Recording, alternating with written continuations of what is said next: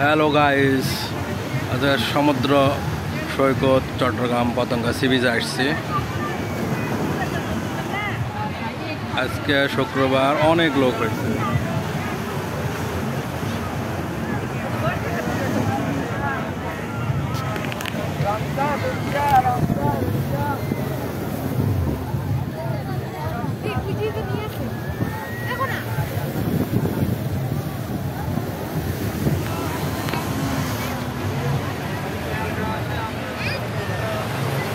পতেঙ্গা সমুদ্র বন্দর। সময় থাকলে সবাই ঘুরতে চলে আসুন ছুটির দিনে, মনটা ফ্রেশ করে নিয়ে যান। Wow wow.